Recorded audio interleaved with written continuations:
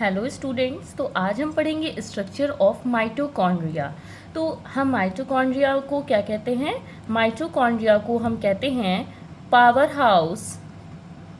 House of cell.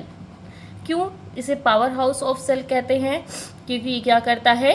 ATP formation करता है। ATP का फुल फॉर्म होता है एडिनोसिन ट्राई फॉस्फेट। तो अब हम क्या पढ़ेंगे? Structure of mitochondria. तो सबसे पहले हम क्या बनाते हैं? एक सर्किल एग लाइक स्ट्रक्चर बनाते हैं जो माइटोकॉन्ड्रिया की आउटर मेम्ब्रेन हो जाएगी। उसके बाद हम इनर मेम्ब्रेन में अपनी फिंगर लाइक स्ट्रक्चर बनाएंगे जो अंदर की साइड थोड़ा सा धंसा हुआ होगा। इस स्ट्रक्चर को हम क्या कहते हैं? इस स्ट्रक्चर को हम क्रिस्टी कहते हैं। और एक माइटोकॉन्ड्रिया में जितनी ज़्यादा क्रिस्टी होंगे उस माइटोकॉन्ड्रिया में उतना ज़्यादा एटीपी फॉर्मेशन होगा। तो ये जो बाहर वाली मेम्ब्रेन हो गई ये माइटोकॉन्ड्रिया की आउटर मेम्ब्रेन हो गई। अंदर वाली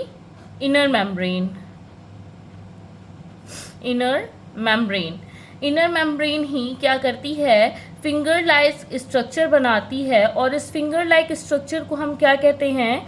क्रिस्टी कहते हैं। क्या कहते हैं? क्रिस्टी कहते हैं। और एक माइटोकॉन्ड्रिया में क्रिस्टी जितने ज़्यादा होंगे एटीपी फॉर्मेशन उतना ज़्यादा होगा।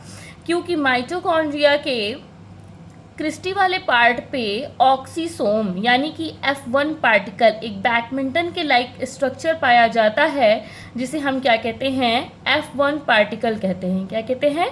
F1 पार्टिकल कहते हैं। इस इनर मेम्ब्रेन और आउटर मेम्ब्रेन के बीच में एक स्पेस पाया जाता है जिसे हम इंट्रा मेम्ब्रेनस स्पेस कहते हैं। क्योंकि माइटोकॉन्ड्रिया का अपना खुद का डीएनए होता है और आरएनए होता है, जिसकी वजह से हम इसे क्या कहते हैं?